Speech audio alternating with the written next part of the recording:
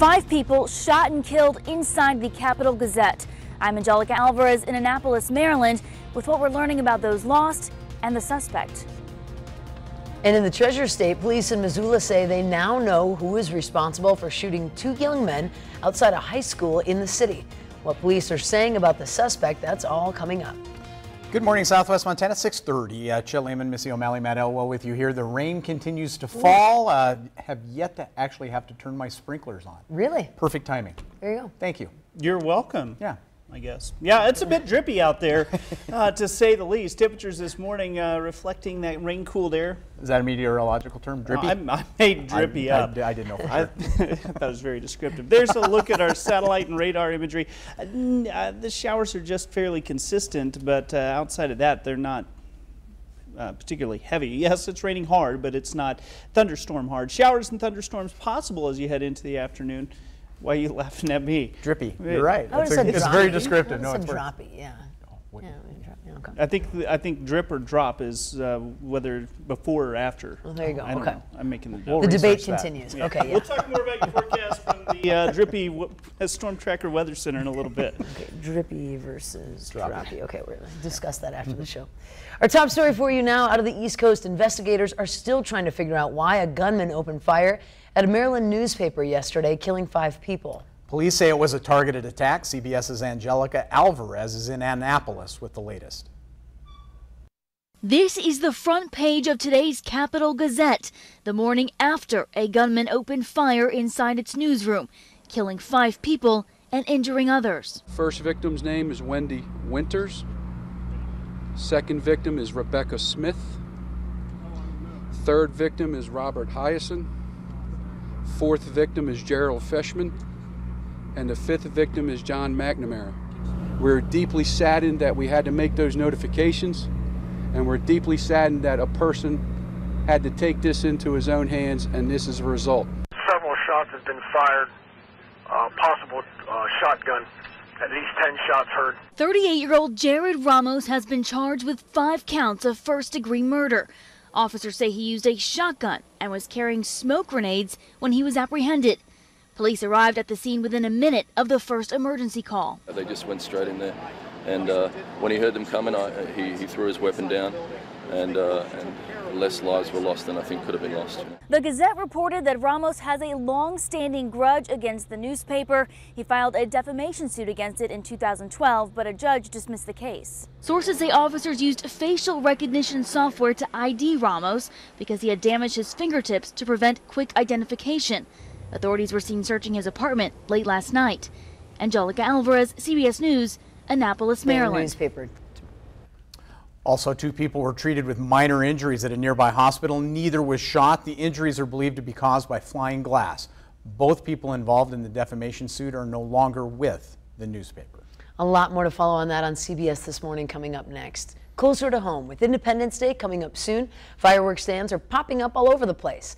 MTN's Badaris Bab tells us the rules and regulations for lighting off fireworks next week. There are only a few days a year in Montana when you can light off fireworks. The days surrounding the 4th of July are some of them.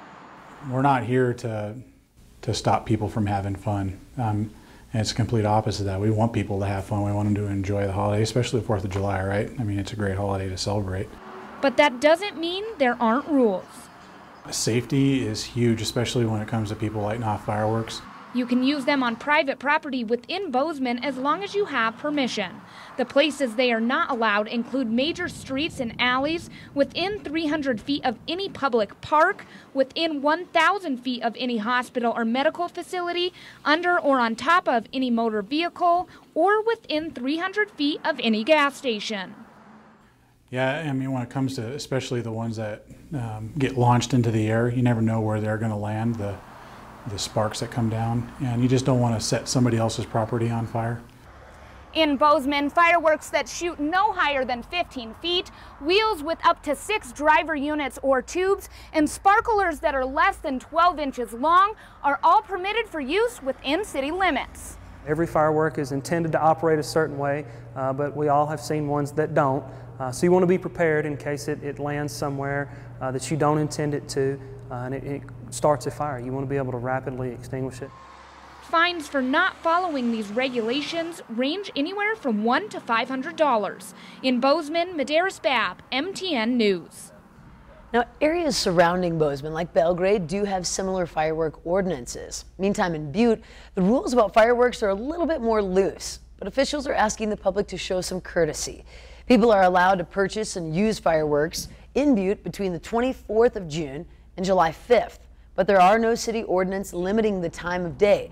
Officials ask that people stop setting off fireworks after 10 o'clock in the evening. There's a lot of elderly folks and a lot of people with pets, and you just want to be a good neighbor. And if it goes later, then law enforcement officers usually end up getting a call and they might come. So we just want to try and prevent that. Now, the chief adds, never let children use fireworks unsupervised by adults.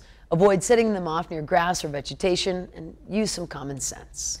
In other headlines this morning, in an 86-11 vote, the U.S. Senate has passed its version of the Farm Bill. Now, this all comes before a week-long recess for senators. Now, with two versions of the bill available, the House and Senate must resolve any major issues between their respective bills before the September 30th deadline. Biggest difference now stands at what to do with the SNAP program. House bill would require able-bodied adults without children under the age of 6 to work a minimum of 20 hours per week in order to keep their benefits. The Senate bill avoids any changes to the topic entirely. Right now, White House supports the House's version more, but has not ruled out the Senate's bill quite yet. And following his son's visit, President Donald Trump will be coming to Montana. His trip has been confirmed by a White House deputy press secretary. The White House says the commander-in-chief will be in Great Falls on July 5th. Montana is a battleground state, and the president is hoping to gain support for GOP candidates Matt Rosendale and Greg Gianforte. Trump was last in Montana during his presidential campaign when he stopped in Billings back in May of 2016. An event page with the details about the president's visit to Great Falls was available, but it was pulled down for an unknown reason about 15 minutes after it went live. Well, a pair of drug raids yesterday netted 6 arrests in Polson. Polson Police Sergeant George Simpson says officers executed 2 residential search warrants as a result of a short-term drug investigation which was sparked by citizen complaints.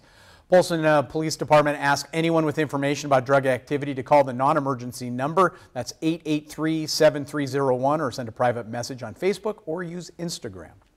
And Missoula police have identified the assailant from the shooting that took place at Sentinel High School last week.